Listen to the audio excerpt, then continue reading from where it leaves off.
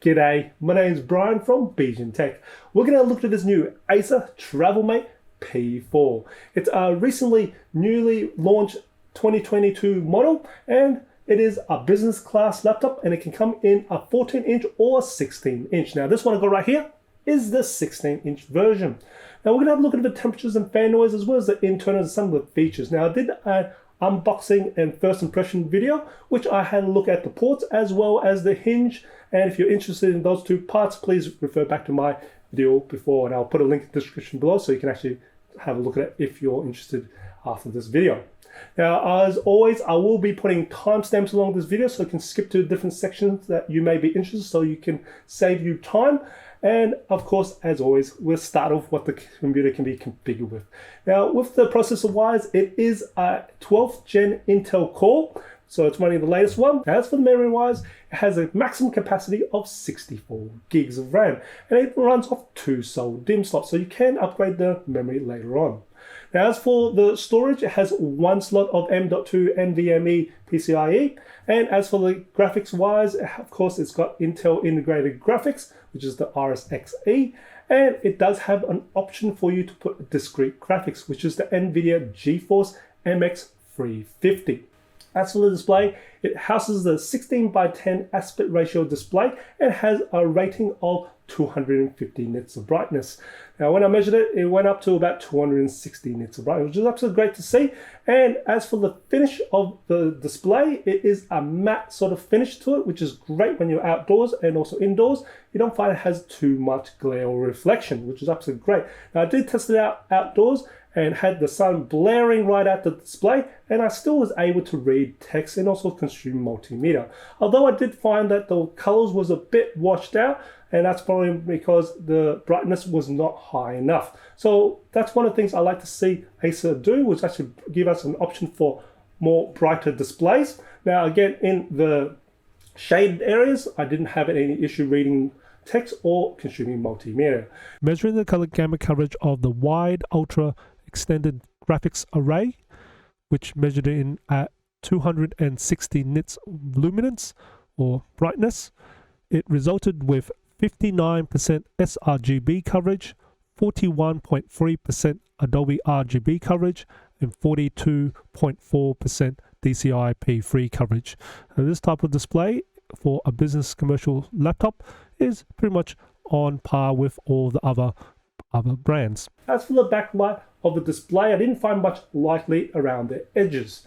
P4 does have Wi-Fi 6 and Bluetooth, and it also houses a 720p webcam located above the display. It also has a privacy shutter, which is just a flick of a lever, and you'll see a cover that goes over the lens, so you don't have to worry about having Bluetooth or electrical tape to cover the lens if you're worry about privacy. This is a recording from the 720p webcam from the Travelmate P4. This is the video and audio unedited, so you can hear and see what the quality of the webcam is like.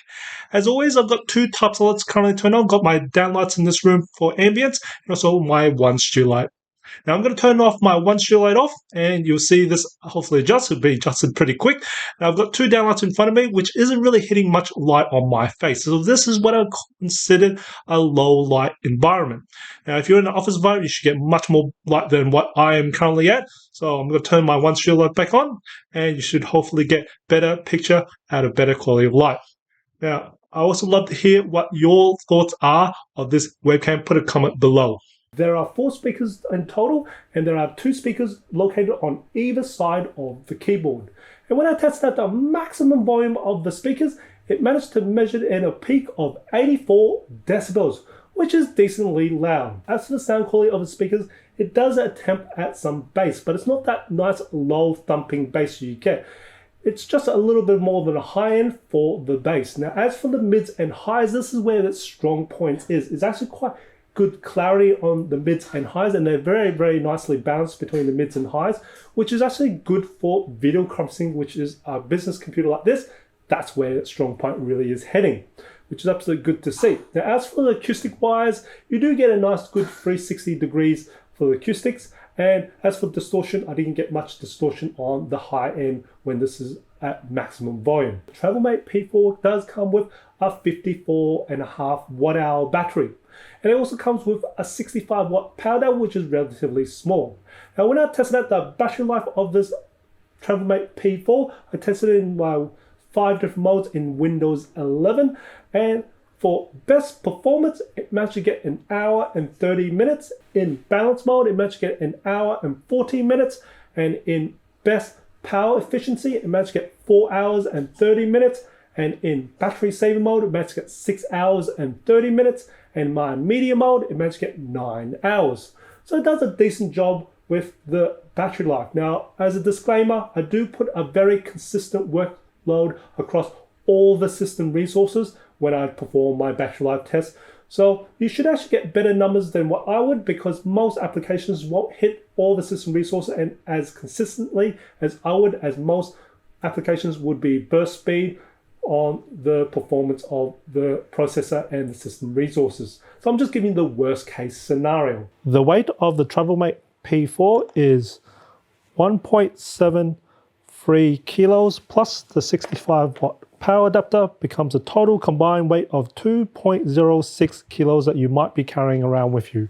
As for the temperatures and fan noise of the P4, now when I took my measurements, my ambient temperature was 16 degrees Celsius and my ambient room noise was 36 decibels.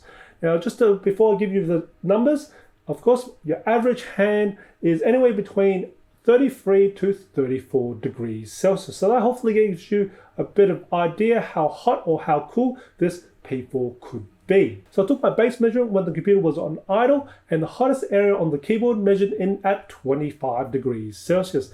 And as for the fan noise, it hit a maximum of 36 decibels. So that's practically quiet. And as for the average internal core temperature was 37 degrees Celsius. Then I put 20% load on the computer, so that's pretty much average use. So that's off tasks like office productivity work, streaming videos, as well as surfing the web. And the hottest area on the keyboard measured a peak of 26 degrees Celsius. And as for the fan noise, stayed at 36 decibels, so still quiet. And also the average internal core temperature was still at 37 degrees Celsius.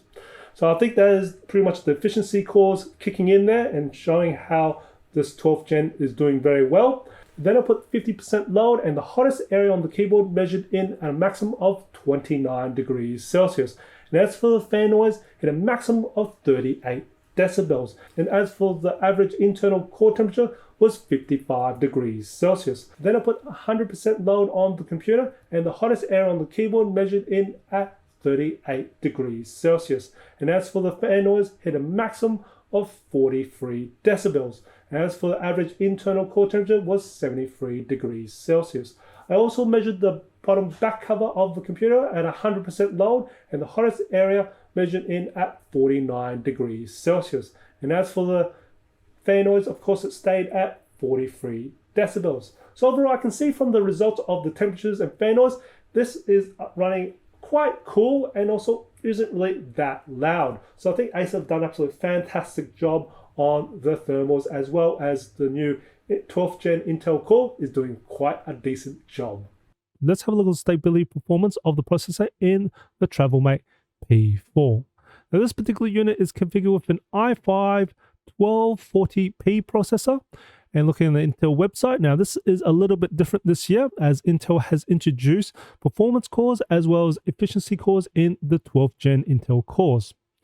And on the Intel website, it does report that the performance cores has a maximum turbo boost of 4.4 gigahertz, and for the efficiency cores has a 3.3 gigahertz at its maximum turbo boost.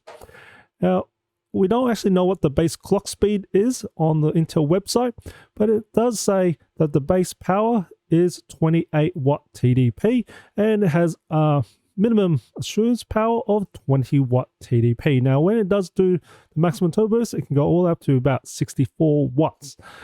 Now, I have got this running on 100% load for most of the system resources, and this year I'm just going to bring in a little bit of extra information so we can have a look at from the hardware monitor.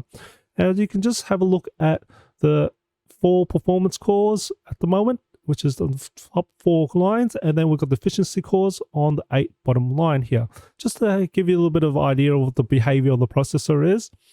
And I've got this computer running on 100% load for the last 9 hours, and that's the processor, RAM, and hard drive. They're running on pretty much quite a lot of load, and I can see that the speed of the processor is reported by Windows 11 at 1.7 gigahertz as its base clock speed. Now I can see that from the speed of the processor is anywhere between 2 to about 2.4 gigahertz. Now I'm going to give an average of here of about 2.1 gigahertz, which is above supposedly this 1.7 gigahertz. And we have an average core temperature of 79 degrees Celsius. Let's have a look at the behavior of the single core performance in this i5-1240p in this Travelmate P4.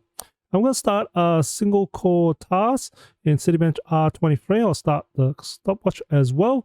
And I just saw that it went to about 3.9. Now it's at 3.2 gigahertz. And I'm just going to let this run off because this is a little bit different to what I normally see with the performance core and efficiency core. And we'll just see how that runs off anyway. And at the moment, we are at 3.1 to about 3.2 gigahertz after 30 seconds.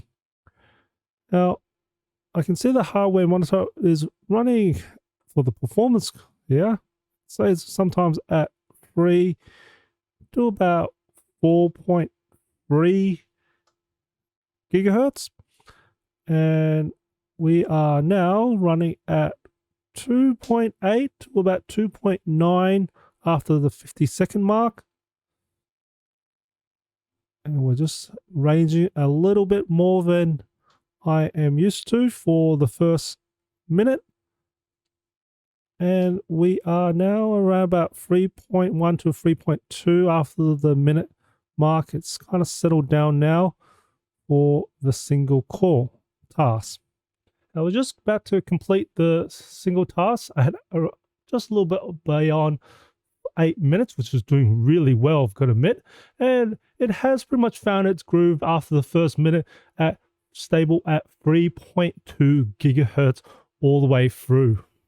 I also just want to add a fact that seeing the single core performance of this processor, it has done this a lot quicker than even i7 11th gen Intel core by quite about a minute nearly quicker as well. So it's this i5 version of the 12th gen is doing extremely well. As for the keyboard, after spending a bit of time on this keyboard, I actually didn't have any problems typing on this keyboard. I found it had a quite nice key travel along with a very nice texture and feel to each key.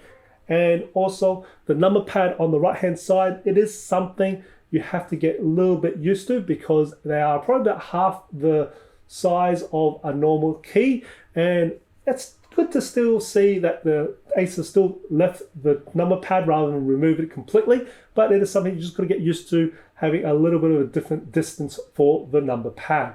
But still, absolute fantastic job on the keyboard. As for the trackpad, now you know my thoughts about oversized trackpads from my Dell Precision 5000 series. I had issues where I accidentally pressed on it while I was typing and my cursor will go basically moving around because I was pressing on it by accident, being mechanical. Now this trackpad is also mechanical. It is hinged at the top and also you can depress it at the bottom, and of course it's multi-gesture. It has a very silky smooth texture to it. But while I was actually typing on this, and I typed a fairly bit of time on this, I didn't actually have that issue I had with the Dell Precision 5000 series, where I would accidentally press on the cursor because of my palm resting on the trackpad, and it will go to somewhere else. Now I didn't have that issue on this Travelmate P4. So I think the hinge at the top here is just, and also the palm rejection that Acer put onto this trackpad had done a lot better job than what Dell had done. So I definitely can give them a good thumbs up on that one there. But overall, it still is quite a large trackpad, but it does look nice and it does make it feel very nice, especially the texture there. So still, I've got to say, Acer, you've done a great job on the trackpad on this one here. Let's look at the internals of the Travelmate P4. First off, we need to undo 12 Torx screws. That means we do need to find a Torx screwdriver. And then as always, my suggestion is to pry it open starting from underneath the hinge, and then work your way towards the back center, and then work along the side, and then repeat again on the other side, work towards the center from the hinge. Now I've already undone this one here to speed up time, and we'll have a look at the internals now. This is going to be a little bit of an interesting one. Now, first off, we've got a 54.5 watt-hour battery sitting underneath here, and then it is connected up down here underneath this black tape. So if you need to disconnect the battery to troubleshoot, or also to just work on the computer, is a good idea to disconnect the battery anyway. So it's just down there. And this little connector here is the CMOS battery, so it's sitting underneath the battery. And then on the right hand side is the M.2 slot. As you can see, it has ability to fit 2280 format SSD. Now above there is 2 SOLDIMM slot, which is great to see that we can now upgrade the RAM and memory. And then the left hand of that is the processor. And again, we've got the heatsink, and it's a very simple design. Looks to be very effective as well for this 12th gen Intel core. Now below the fan is the Wi-Fi Bluetooth module right here. And we're going to skip down to the left hand side of the battery. There's another slot here, which is probably for 4G or 5G cellular module down here. And then above here is a very interesting slot, well, space really. There's a lot of real estate space here that is completely empty. Now, having a quick look at it, I thought it was going to be for what I would call the old style DVD drives, which we no longer use anymore. I can see that it wouldn't be for that because these are actually in its way. What I think this empty slot here for is for later for room for expansion for either a discrete graphics or also more cooling solution for the discrete graphics, if this has the ability to have discrete graphics, or even if they reuse this chassis or design for discrete graphics in the mobile workstation class.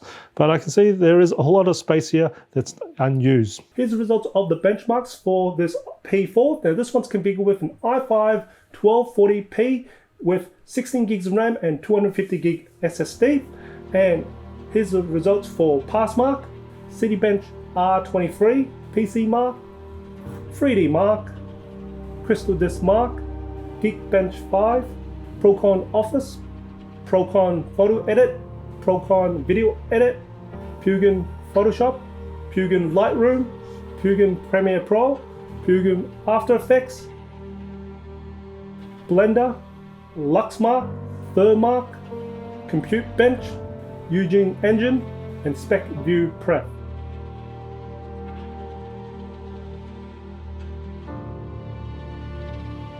And some gaming benchmarks like Assassin's Creed Valhalla, Far Cry New Dawn, Far Cry 6, Immortal Phoenix Rising, and F1 2021.